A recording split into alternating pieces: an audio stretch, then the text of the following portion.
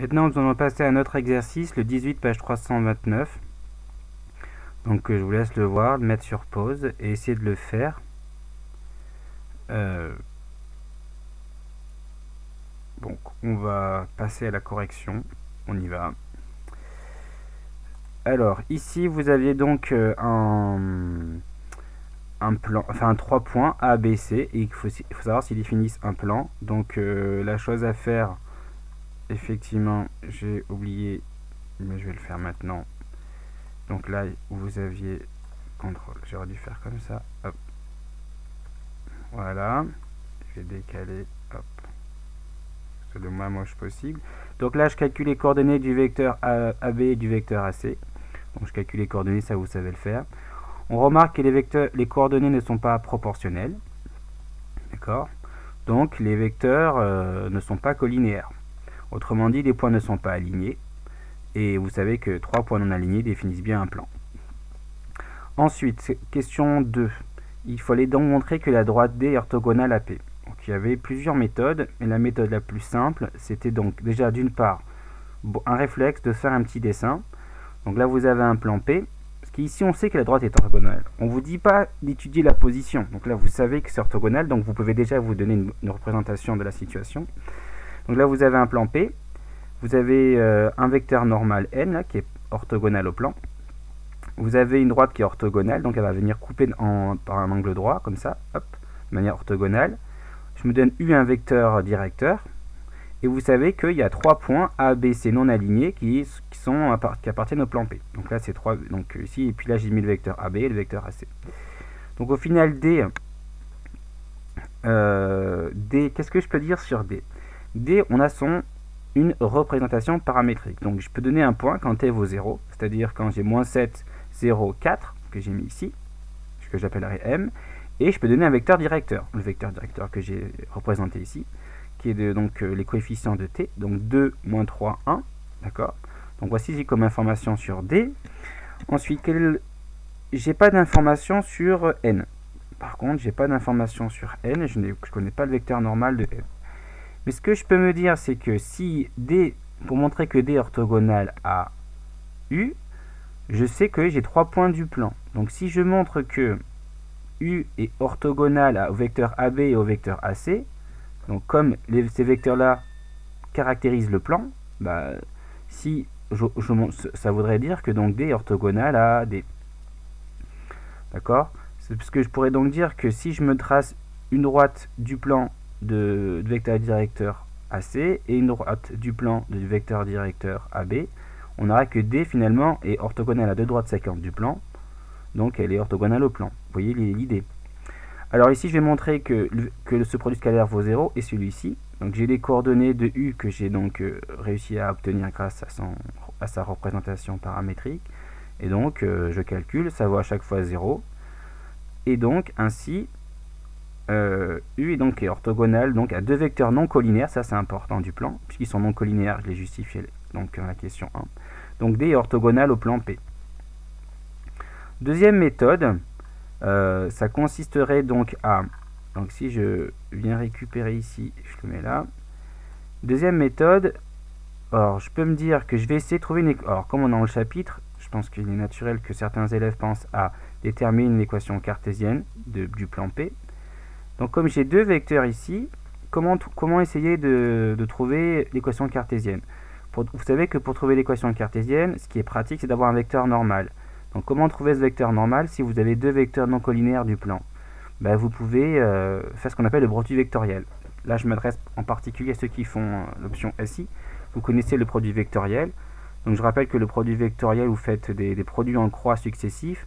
Donc là pour trouver moins 6, vous faites ce produit en croix là, moins 2 fois 1, moins 4 fois 1, donc ça fait moins 2, moins 4, ça fait bien moins 6.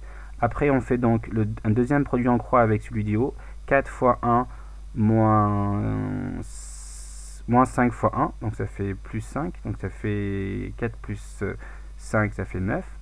Et pour le dernier, on fait donc moins 5 fois 1, moins 2 fois 1, donc ça fait moins 5 plus 2, ça fait donc bien moins 3. Donc ça sera un vecteur normal, et ainsi de suite, je pourrais avoir une équation cartésienne. Non, enfin, même pas. Est-ce que je peux regarder si... Je peux donc regarder si le vecteur normal, il est collinéaire au vecteur directeur de la droite D. C'est-à-dire, regardez, si le vecteur normal et le vecteur U sont collinéaires, forcément la droite est orthogonale. Donc ça, c'est l'idée. Ok. Donc si vous ne connaissez pas le produit scalaire, comment on peut faire autrement? Donc là, c'est un peu plus délicat. Comme vous avez que la forme du plan, une forme de l'équation cartésienne du plan, c'est ax plus by plus cz plus d égale à 0. Vous savez que a, b, c, ils appartiennent donc au plan. Vous remplacez les coordonnées de a, b, c dans cette équation-là. Donc là, au final, ce qui est le problème, c'est que vous avez donc 4 inconnus et 3 équations. Donc c'est pas suffisant pour essayer de résoudre. Mais ce qu'on peut faire, et c'est là la difficulté, donc c'est pas une méthode qui est conseillée, mais pourquoi pas, c'est d'imposer une valeur à D. Puisque un plan, si vous voulez, n'a pas une équation cartésienne, mais plusieurs équations cartésiennes. Je m'explique. Je ne l'avais peut-être pas suffisamment fait parce que... Là, un exemple, d'accord, ça n'a rien à voir. Un exemple, donc, vous avez une équation cartésienne comme ceci. Par exemple, 2x plus y moins 5z, par exemple, plus 4 égale à 0. Ça, c'est une équation cartésienne. Je peux, par exemple, tout multiplier par un nombre par ce que je veux. Par exemple, si je multiplie tout par 10, d'accord, admettons. Donc, j'ai 2 fois, ça fait 20x, plus 10y, moins 50z, plus 40, et 0 fois 10, ça fait aussi 0. Donc là, je suis un peu à la limite, je vais écrire plus petit, plus 40, plus 0 fois 10, 0.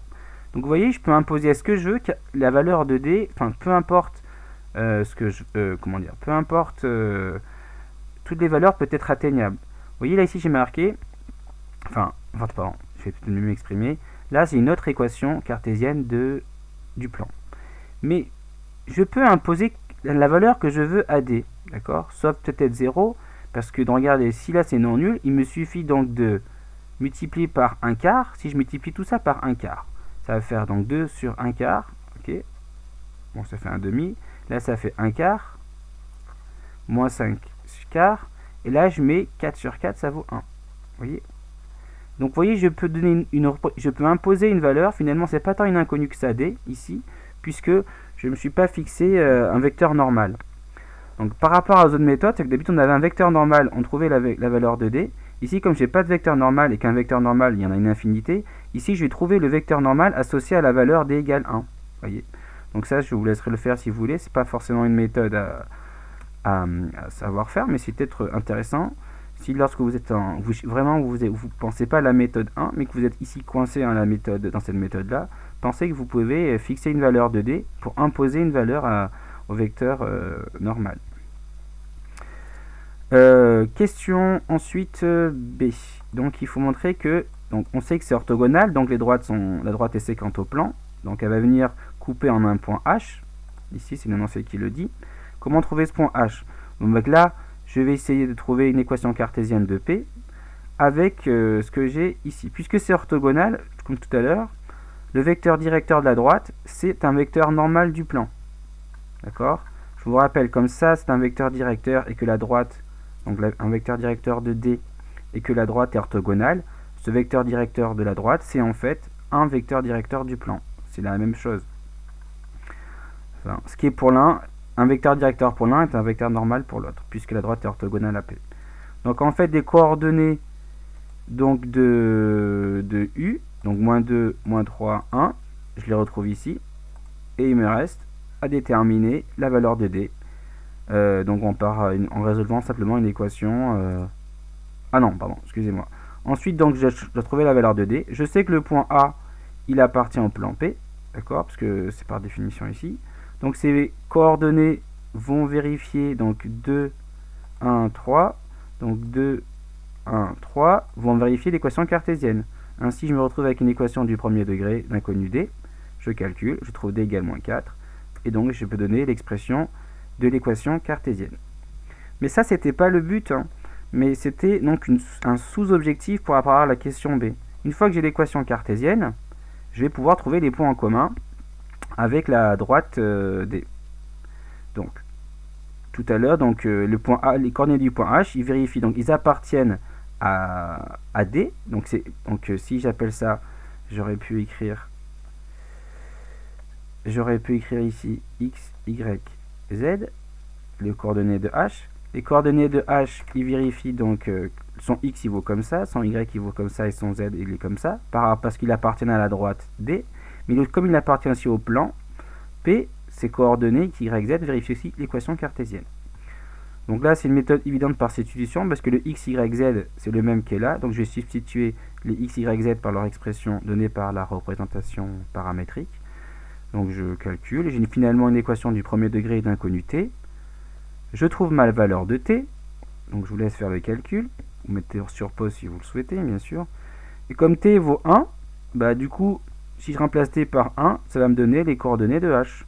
Donc quand t vaut 1, x égale moins 5, quand t vaut 1, xy égale moins 3, quand t vaut 1, z égale à 5, ce qui va me donner ici les coordonnées de h, moins 5, moins 5, vous voyez, moins 3, 3, et 5, 5. Voilà, l'exercice terminé.